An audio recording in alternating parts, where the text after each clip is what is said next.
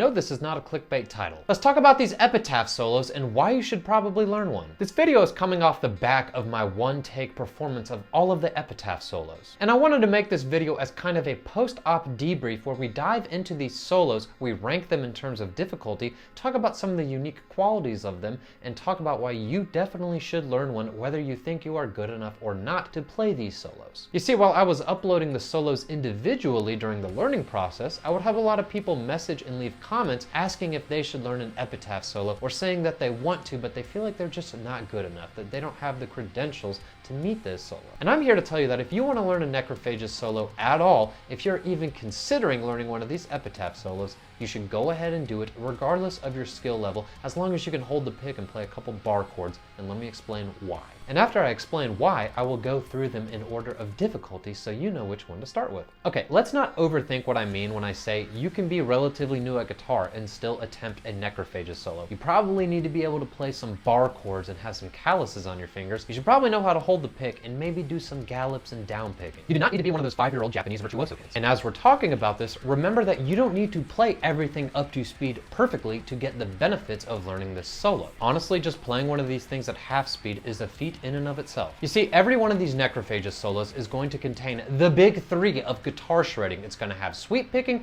fret tapping, and alternate picking. Every single one of the solos has those three in it. And they're usually incorporated in a way where you are blending techniques into each other. You are coming out of a sweep into alternate picking, or you're going from a sweep into some fret tapping. One of the major advantages of practicing like this is that you are getting it in a very real musical way. It's a real solo. It's not just some exercises out of the book where chapter 1 is sweep picking, chapter 2 is fret tapping. No, you are getting a real life example of how you can use these techniques in a solo and combine them into a fluid motion. Very rarely are you ever going to get a solo that is just one technique all the way through. So if you're just trying to get better at guitar in general, which includes all of your technique work, just learn a Necrophagist solo, because along the way you are going to find so many different shapes and patterns and licks that you can use to build up your techniques. You don't need to go fishing for a YouTube video or for some overpriced scammy guitar ad, which, you know, I might have to make a video on that.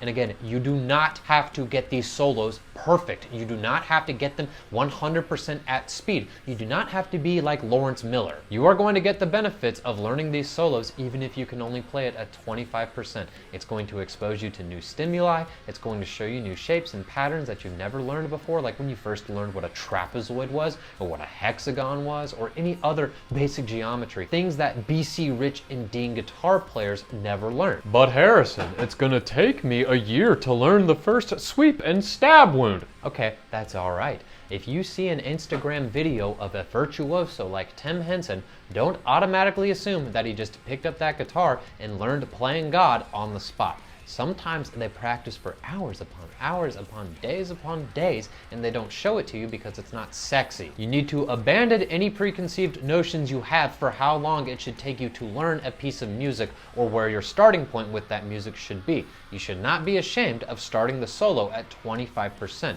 That's what it takes sometimes, and I promise you, the legends of Instagram are doing the exact same thing. None of them are picking up their guitar and automatically playing everything at 130% speed. If you go from 25% to 30% in 1 week, that is something that you should be proud of. You can reward yourself and enjoy the delayed gratification that guitar brings, just like weightlifting or any other thing that takes time and persistency, where there's no shortcuts and there's no cheating. If you get better at guitar, even in the smallest amount of increments, you should reward yourself with a pat on the back. I'll pat you on the back. I'm happy for you. This is not the Olympics. The only battle is the one versus you in the mirror. But there's actually some truth to that. So if you want to learn a Necrophagist solo, just do it. Don't be afraid. It's got the official PDF out there where you know that the notes are correct. Now let's get really fucking autistic and talk about the solos. Starting with the easiest solo of them all, we have Diminished to Be. Diminished to Be. Okay, this one's pretty well regarded as being the easiest on the album, and that's because it is about 20 beats per minute slower than the rest of the tracks, which are all around 240 beats per minute for your information. information, the wall of notes that Diminished has is a lot more tame than the wall of notes found in the other solos,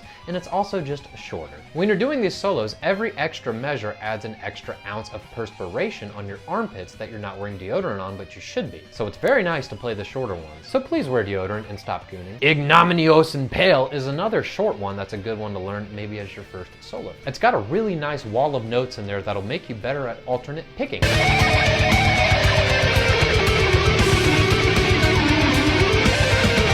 This is like a good example of what I'm talking about, where you don't need to go fishing for YouTube licks on how to get better at shredding. It's all in these solos, which have a free official PDF on any website. I don't know exactly, just Google it. And it's going to be actually musical. It's not gonna be just some stupid ass generic.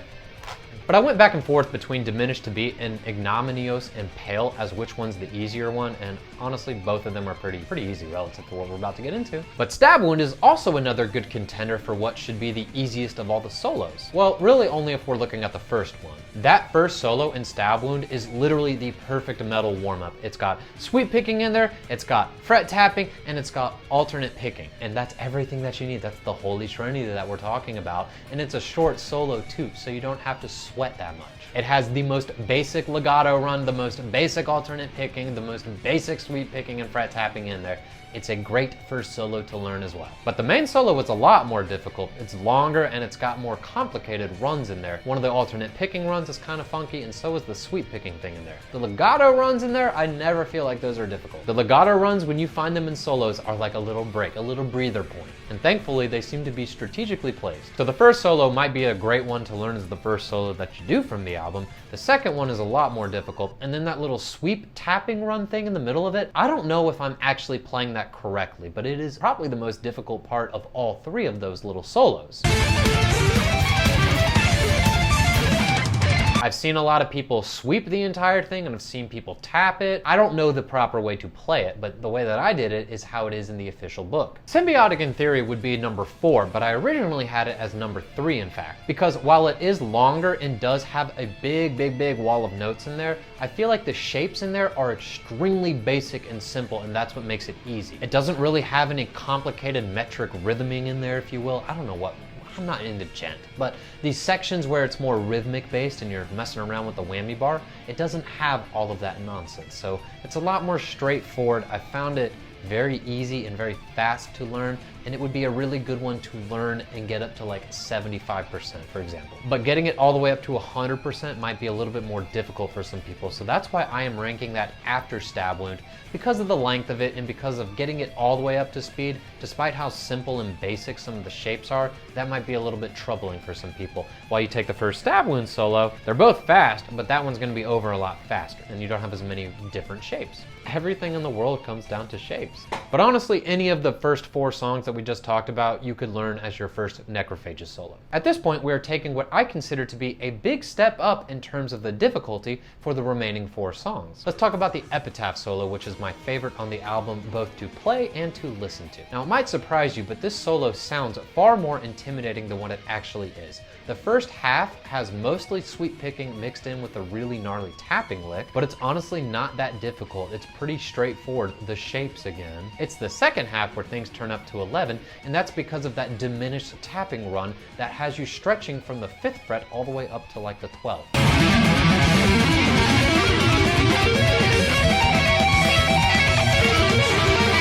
That is without a doubt the biggest stretch that I have ever had to do on guitar in any practical sense. It comes at you so fast that you're really just throwing your fingers down with that muscle memory and just praying to God that you're gonna hit the right frets. And you can probably see what I mean about how this solo is basically one giant wall of notes, which is going to be more common as we continue onward. The wall of notes and the shape patterns become a lot more irregular and longer as we get deeper into this list. Which brings us to 7, which is the first Necrophagist solo that I learned and what spawned this entire project. When I first did this, it was before I had planned on doing every solo, let alone in one take, and I found it far easier to play back then because I think I was playing it incorrectly. When I relearned it for the one-take performance using the official tab book that I now had, it's like I forgot how to play guitar. This solo is extremely difficult. It comes at you like a laser beam, and you have to interchange between sweep picking and alternate picking a lot.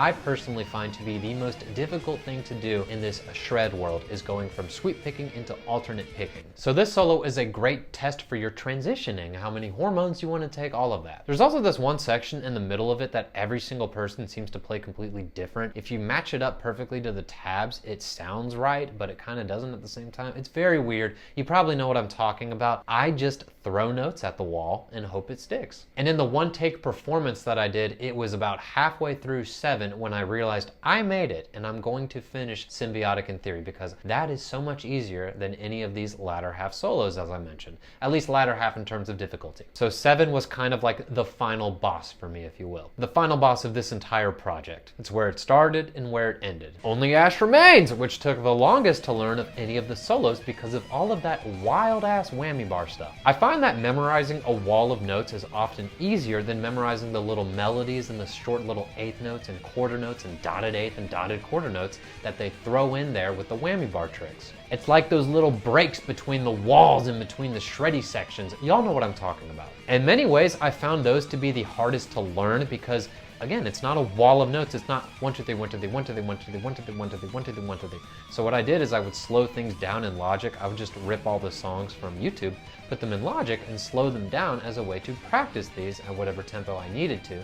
And that's how I would learn those sections between the walls of notes. And Only Ash Remains, it's just difficult in general. It's not just because of that. It feels like a giant ass wall of notes. I know I keep repeating a lot of the same words and phrases, but this is the best way to describe it. This one is without a doubt one of the hardest solos on the album. I almost put it at number 1, and I also almost put 7 above this one. Really the last 3, 7 Only Ash Remains and the next one can all kind of be interchanged as what takes the title for the hardest one, but in my opinion, the hardest one by far is both of the Stillborn One solos. The first solo was Muhammad's, I believe, and it is definitely easier than Christian's, but still not easy at all, especially if you are learning these solos in order of Stab Wound all the way to Symbiotic in Theory. The leap from Stab Wound to the Stillborn One is dramatic. You are getting a very good taste of these transitioning between techniques that I've been mentioning. Lots of interchanging between sweep picking and alternate picking and fret tapping to make this extremely difficult. And then we get to Christian's solo, which is by far the hardest solo on the album in my opinion.